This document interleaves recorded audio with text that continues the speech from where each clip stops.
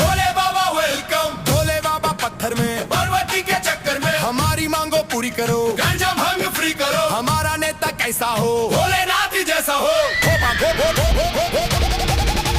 डमरू वाले शिव शंभू, तेरी महिमा का रंग निराला।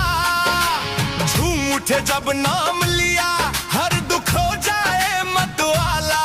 जो नाचे दिल से भोले के, उसका बिगड़ा काम बन जाए। भोले बाबा कृपा करे तो अंधेरा भी चांद बन जाए।